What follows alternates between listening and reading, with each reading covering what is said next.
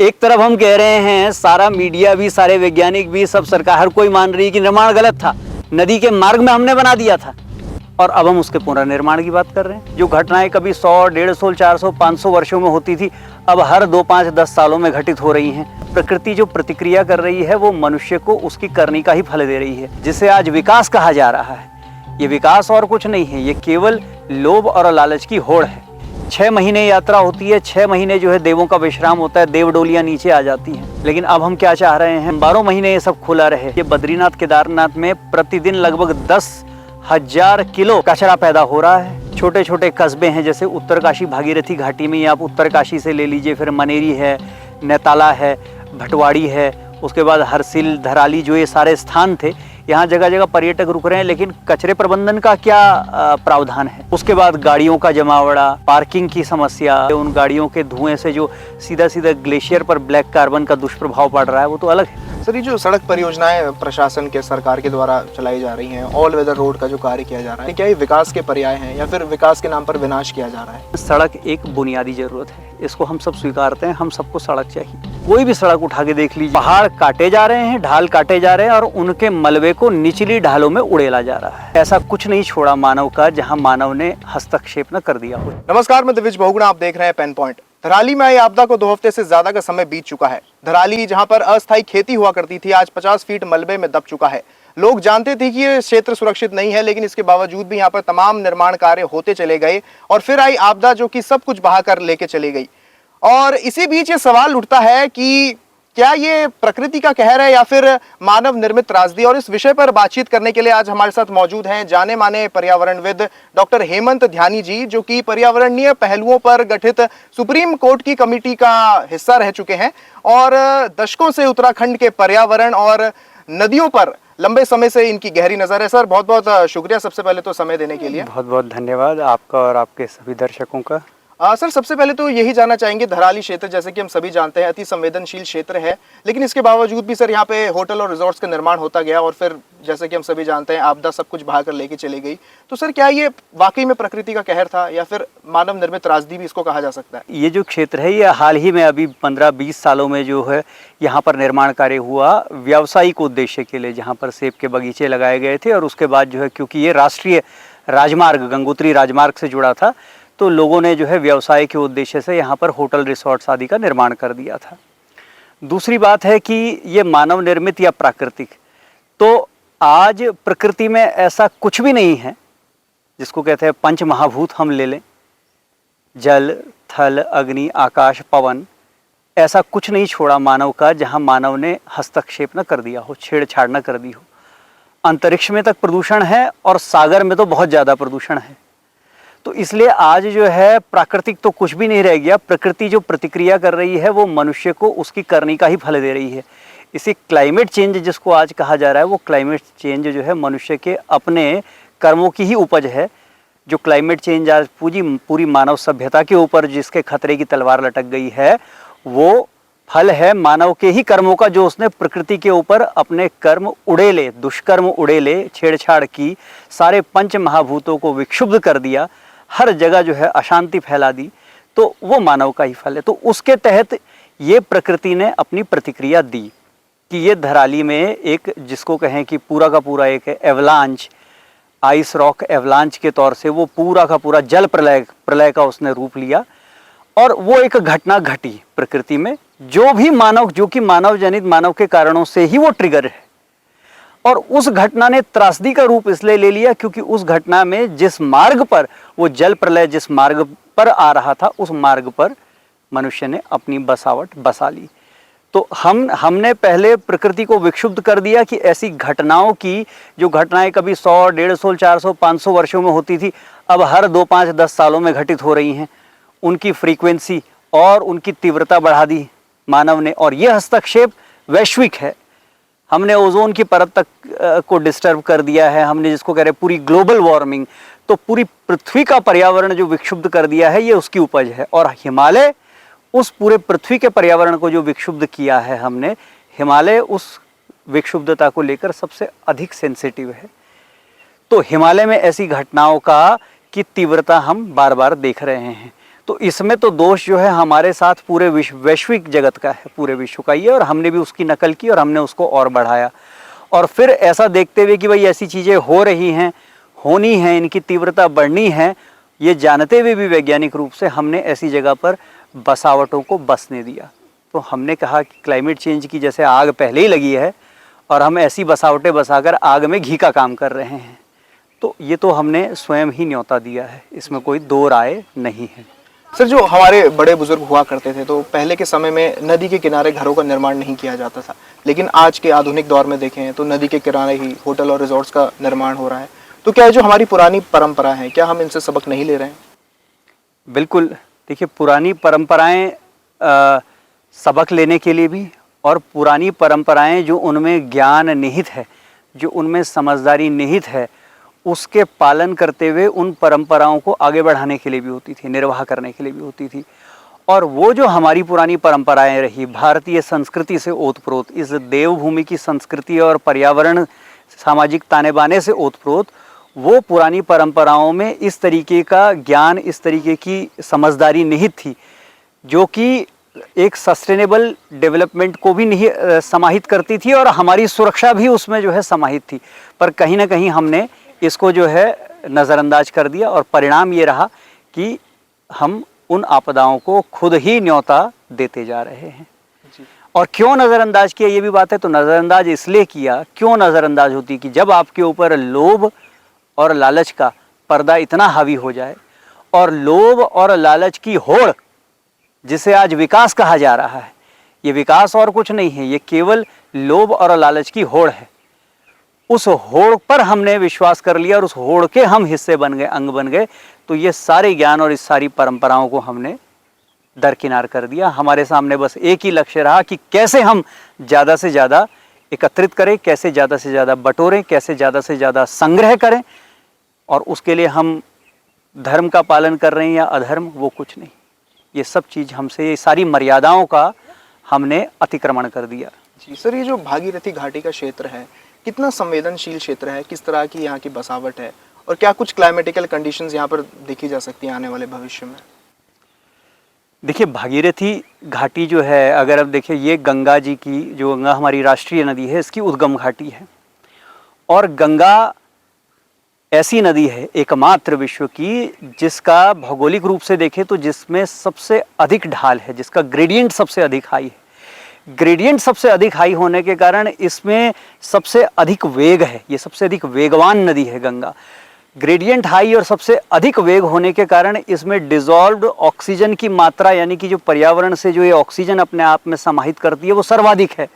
Dissolved oxygen सर्वाधिक इसके अंदर होने के कारण इसकी जो बायोडाइवर्सिटी है, इसका जो जीवन है, इसका जो पारिस्थितिकीय तंत्र है, वो सबसे अधिक समृद्ध है। और सबसे अधिक समृद्ध पारिस्थितिकीय तंत्र होने के कारण इसके अंदर, इसके जल में जो विशेषता है वो विलक्षण है, जिसको हम कहते हैं कि गंगा जल 100 वर्ष तक भी खराब नहीं होता। गंगा जल की इतनी मान्यता हमारी संस्कृति में हुई। तो इस विलक्षण नदी की घाटी होने के कारण भागीरथी घाटी की अपनी विलक्षणता है, उसका अपना एक पारिस्थितिकीय तंत्र है, उसकी अपनी एक खासियत है पूरा का पूरा। और वो खासियत होने के कारण उस खासियत में उसकी अपनी एक संवेदनशीलता निहित है। वो बहुत संवेदनशील है, इतनी संवेदनशील है कि वहाँ पर की परंपराएं इस ढंग से बनी हैं इन भागीरथी घाटी के साथ इसकी जो अन्य जलधाराएं हैं, कि वहाँ बुग्यालों में तेज आवाज़ में सुर में बात नहीं की जाती। वहाँ पर जो है रंगीन चटक कपड़े पहनकर नहीं जाए जाते। वहाँ पर जिन देवों की पूजन होता है उसमें बिल्कुल जो व्यवहार भी है वो बड़ा देवतुल्य है। तो इसीलिए उन सारी परंपराएं, वो सारी परंपराएं, वहाँ के गांवों की बसावटें, वहाँ की अन्य लोक परंपराएं और व्यवहार, वो उस घाटी की संवेदनशीलता के साथ जुड़े हुए थे।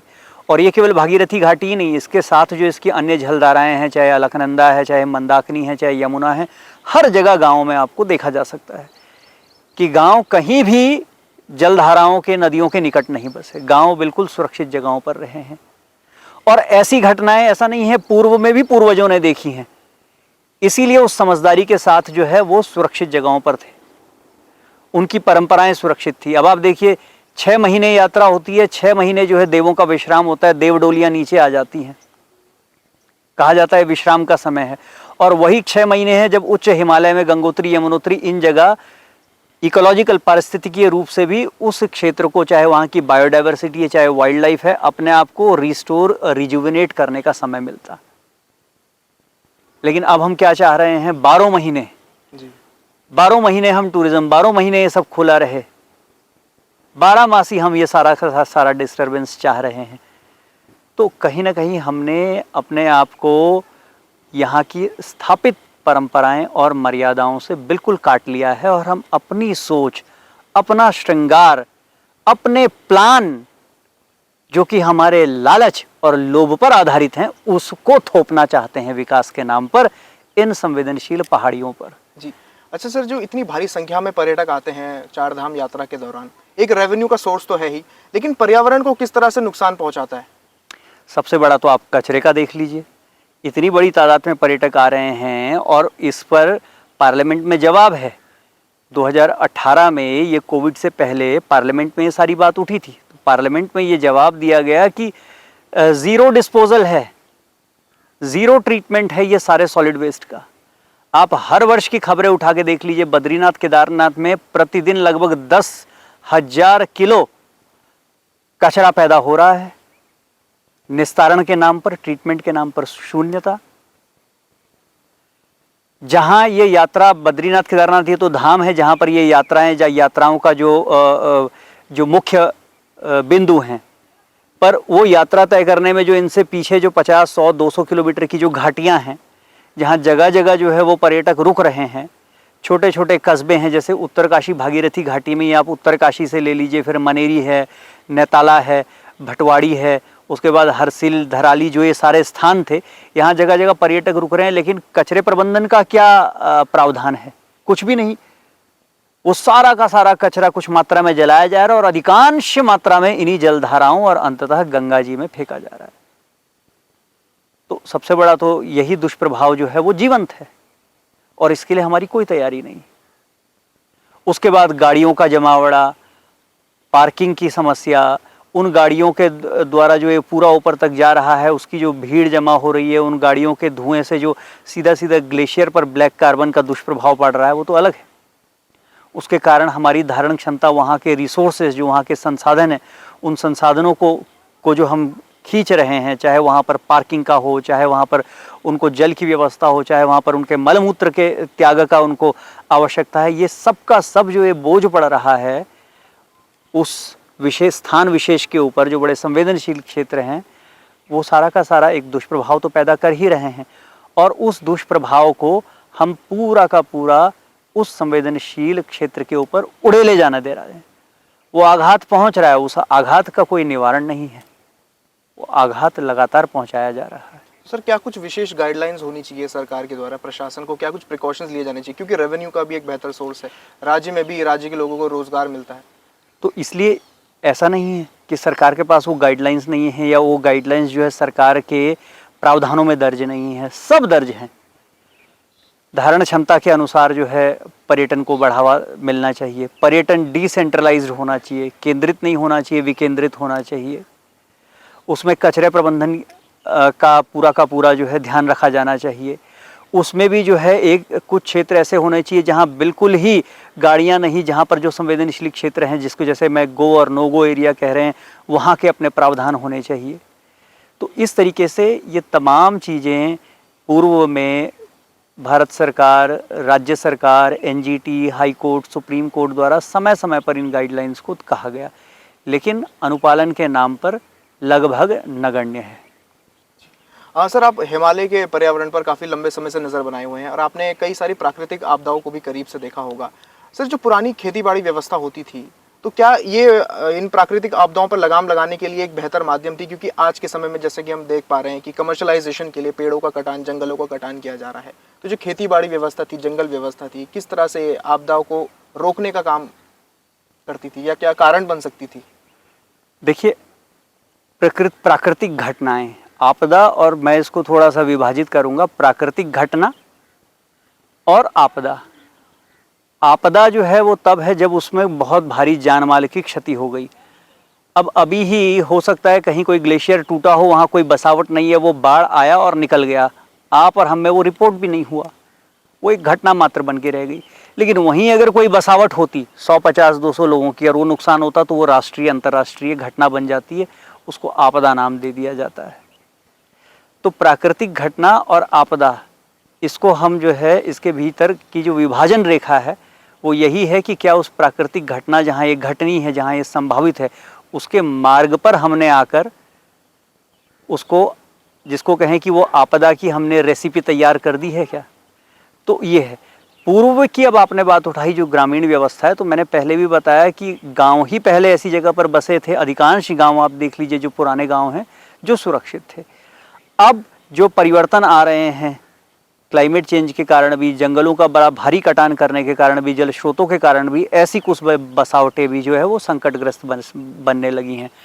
अन्यथा हमारी पूर्व में जो भी परंपराएं रही, हमारे पूर्वजों की ग्रामीण व्यवस्था रही, लोक परंपराएं रही, खेतीबाड़ी की व्यवस्था रही, जंगलों के साथ उनके व्यवहार और जंगलों के सस्टेनेबल दोहन की भी जो व्यवस्था रही, वो पूरी तरीके से प्रकृति के साथ साम्य में थी, प्रकृति के साथ तालमेल में थी।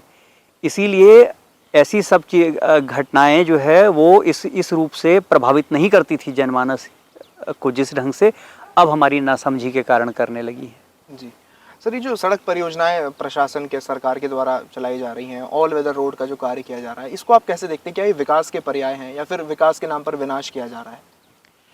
देखिए, विकास के नाम पर सड़क एक बुनियादी बात है, एक बुनियादी जिसको कहें कि विकास का पर्याय सड़क, कोई भी सड़क परियोजना देखी जाती है। अब सड़क की ही बात हम उठाते हैं, आपने सही प्रश्न पूछा, तो आप सड़क में देख लीजिए। आज हमारे राजनेता हर जगह ये बात करें कि भाई देखिए, हर गांव को, हर लोगों को ज़रूरतमंद है, सड़क एक बुनियादी ज़रूरत है, इसको हम सब स्वीकारते हैं, हम सबको सड़क चाहिए। लेकिन कैसे वो सड़क की योजना, जो विकास की एक योजना है, कैसे वो विनाश का रूप ले लेती है। पहाड़ में किसी भी सड़क के लिए प्रावधान है। अगर आप पहाड़ की रोड मैनुअल उठा के देखें, हिल रोड मैनुअल उठा के देखें इंडियन रोड कांग्रेस की, तो वो ये कहती है कि उसके भीतर कहीं डंपिंग शब्द ही नहीं है। इंडियन रोड कांग्रेस की जो गाइडलाइंस हैं, जो हिल रोड्स की जो गाइडलाइंस हैं, डंपिंग शब्द ही नहीं है। प्रावधान पहाड़ के काटने का ऐसा होगा कि उसको कहा जाता है मास बैलेंसिंग कट एंड फिल, कि आप उस पहाड़ को इस ढंग से काटेंगे कि सेंटर लाइन से आधा ऊपर काटेंगे और सेंटर लाइन के नीचे जो है आप उसको फिल करते हुए, यानी कि जो भी कट के निकल रहा है मटेरियल उसको फिल करते हुए आप रोड बनाएंगे, ताकि पहाड़ का जो ओवरऑल ढाल है, जो स्लोप है उसकी, जो पहाड़ की जो ढलान है, उसका बैलेंस कायम रहे। तो ये मर्यादा के रूप में ये प्रावधान स्थापित कर दिया गया सड़क निर्माण की प्राविधियों में, सड़क निर्माण के जो बायलॉज हैं। मास बैलेंसिंग कट एंड फिल आपको इस ढंग से फॉलो करना है। अब अभी तो मैं नेशनल हाईवे ऑल वेदर की बात ही नहीं कर रहा हूं, मैं एक आम गांव की सड़क की बात कर रहा हूं, जिसके विकास के नाम पर हमारे सारे जनप्रतिनिधि जो है उसको विकास के रूप से करके उसकी मांगे करते जा रहे हैं और ना जाने हजारों किलोमीटर खोद दिए, और उसमें भी उसको वो अब जो है विकास के नाम पर विनाश और भ्रष्टाचार का सबसे बड़ा पर्याय बन गई है। क्यों? क्योंकि इस मास बैलेंसिंग कट एंड फिल को जो फॉलो करना था, उन्होंने क्या, आप कोई भी सड़क उठा के देख लीजिए, इधर भी वो देखिए सड़क, वहाँ पीछे जहाँ भी कहीं कट रही हैं ग्रामीण गाँव के लिए, उन्होंने उस सड़क को बना दिया कट एंड डंप। तो वो सड़कें एक तरफ पहाड़ की तरफ काटो और नीचे की तरफ डंप करो। तो पहाड़ काटे जा रहे हैं, ढाल काटे जा रहे हैं और उनके मलबे को निचली ढालों में उड़ेला जा रहा है। तो जिससे मास बैलेंसिंग होना था, वो पहाड़ का जो ढाल है वो बैलेंस रहना था, जिस विधि को फॉलो करते हुए, वो उस सड़क निर्माण की आड़ में ही वो सारा का सारा मास, वो सारा का सारा पहाड़ी ढाल डिसबैलेंस कर दिया जा रहा है, और वो सारे के सारे स्लोप्स, वो ढाल जो है डिस्टेबल होकर, अनस्टेबल होकर लैंडस्लाइड का रूप ले रहे हैं। इसीलिए अभी एक अध्ययन आया, ऑल वेदर रोड में भी यही किया गया चार धाम प्रोजेक्ट में, और यही मेथडोलॉजी, यही रूप जो है सारी की सारी सड़कें, जो चाहे वो पीडब्ल्यूडी हो, चाहे पीएमजीएसवाई हो, वो सारा का सारा इस गैर कानूनी प्रावधान को अपना रहा है, कट एंड डंप। और उसके कारण क्या हो रहा है, सारी की सारी लैंडस्लाइड्स खड़ी हो रही हैं। तमाम वैज्ञानिक अध्ययन आ गए हैं कि सबसे अधिक लैंडस्लाइड्स जो ट्रिगर होती हैं, जो हुई हैं लगभग 90% से अधिक, वो सारी की सारी इन सड़क योजनाओं के इर्द गिर्द हुई हैं, इंक्लूडिंग चारधाम परियोजना। अर्थात सड़कों का जो ये बेतरतीब अवैज्ञानिक कटान है विकास के नाम पर, यही आपदा को सबसे बड़ा न्योता है। जबकि प्रावधान ये नहीं था। प्रावधान था मास बैलेंसिंग कट एंड फिल, प्रावधान था आप सड़क बनाओ। उन्होंने कहा हाँ हम सड़क बनाएंगे, पर नहीं, सड़क ऐसे नहीं बनाएंगे जैसे कहा। सड़क बनाने के नाम पर उन्होंने पहाड़ खोदे, और पहाड़ खोद के जो जगह मिल गई उसको उन्होंने सड़क का नाम दे दिया। तो सर, ये जो तमाम विकास परियोजनाएं सरकार के द्वारा चलाई जा रही हैं, ऑल वेदर रोड और रेलवे परियोजना जो अभी इस वक्त का निर्माण कार्य जो अभी इस वक्त चल रहा है, तो क्या सर प्रॉपर सर्वे नहीं होता है और इन प्रावधानों को फॉलो क्यों नहीं किया जाता है? क्या किसी तरह के भ्रष्टाचार में भी लिप्त है? भ्रष्टाचार ही है। जैसे मैंने आपको सड़क का बताया, मास बैलेंसिंग कट एंड फिल के द्वारा जो है सड़क नहीं बनी, क्योंकि पहाड़ काटना जो है, अब बड़ी मशीनें आ गई हैं, पहाड़ काटना बड़ा आसान है। आप देख लीजिए कि जो सड़कें आज भी सुरक्षित हैं, जिनमें सबसे कम न्यूनतम मात्रा में भूस्खलन है, क्योंकि कुछ भूस्खलन क्षेत्र संवेदनशील क्षेत्र हमारा सारा है उसका, वो वही सड़कें हैं जो पूर्व में 40, 50, 60 साल पहले निर्मित हुई, हाथों से मैनुअली जिनका कटान हुआ और निर्मित हुई, उन सड़कों में, चाहे वो उत्तरकाशी से ही देख लीजिए तो उत्तरकाशी से केदारनाथ लमगांव होते हुए जो सड़क जाती है, या 2013 में जो केदारनाथ में आपदा हुई थी, यही सड़क जो टेहरी की सड़क को मिलती है और चमयाला मयाली होते हुए केदारनाथ की तरफ जाती है, ये पुरानी सड़कें, इनमें सबसे कम भूस्खलन जोन है, अपेक्षाकृत स्थायी हैं।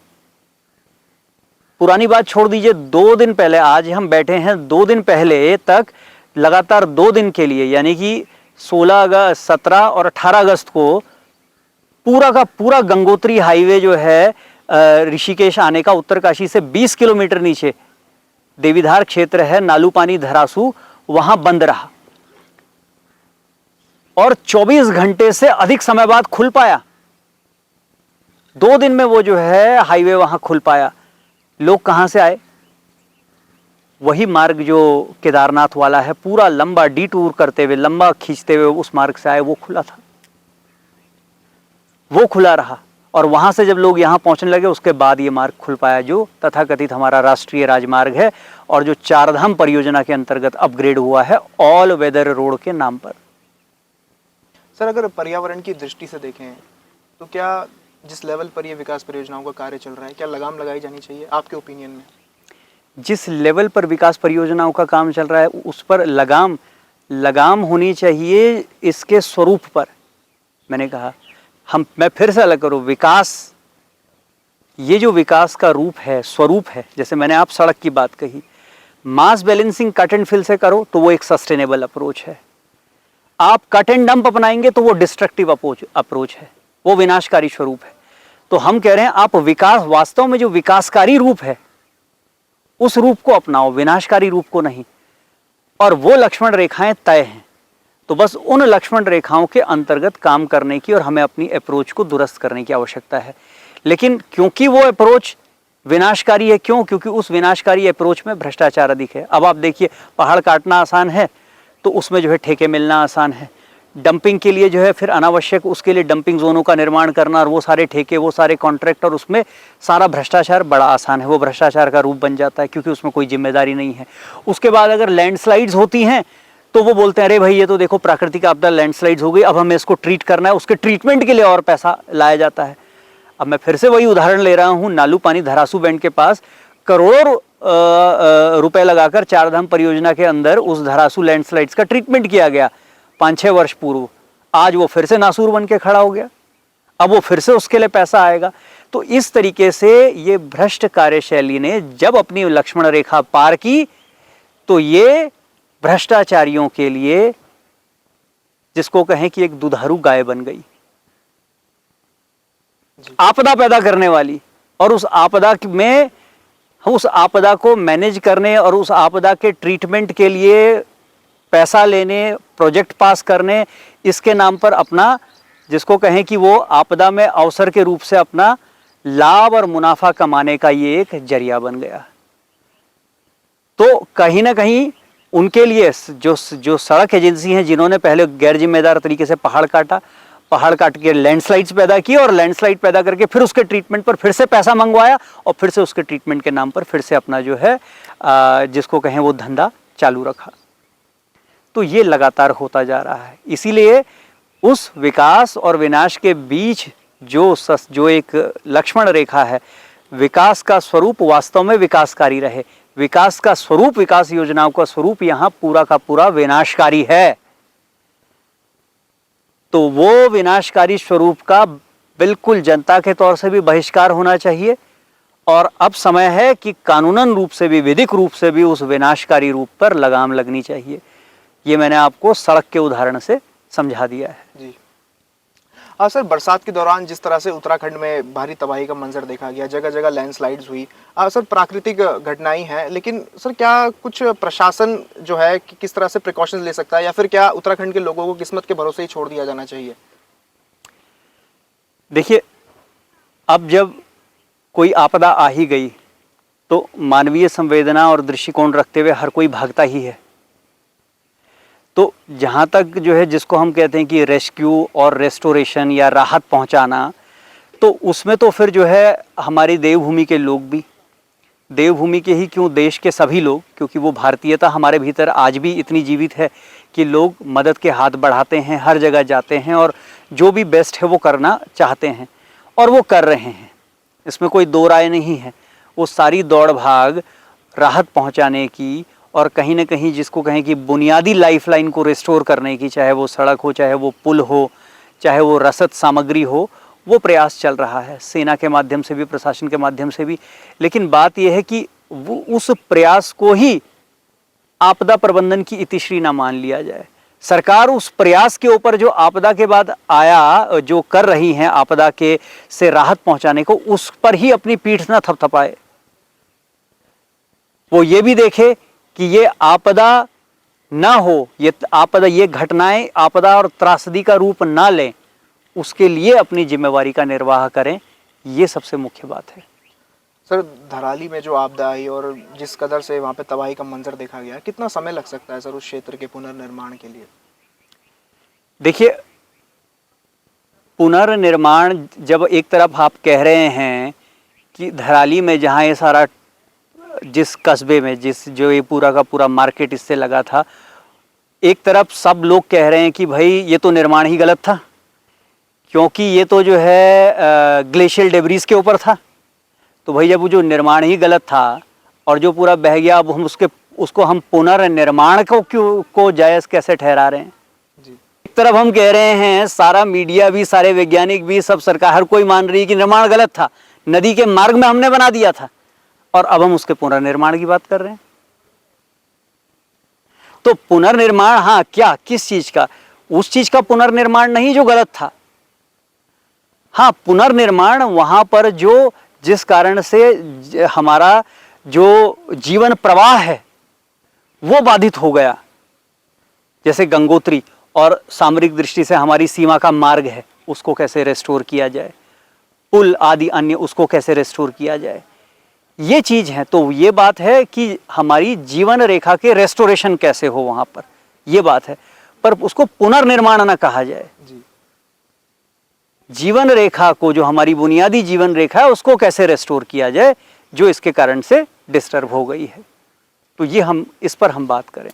चलिए, बहुत बहुत शुक्रिया सर। ये थे हमारे साथ डॉक्टर हेमंत ध्यानी जी, जिनके साथ बातचीत करके हमने जाना कि अगर निर्माण कार्यों पर लोग नहीं लगाए गए और सस्टेनेबल डेवलपमेंट के तरीके से काम नहीं किया गया तो आने वाले भविष्य में और भी प्राकृतिक आपदाएं उत्तराखंड में देखने को मिल सकती हैं। इंटरव्यू अगर आपको पसंद आया तो जरूर इसे ज़्यादा से ज़्यादा शेयर करें, हमारे चैनल को सब्सक्राइब करें। नमस्कार।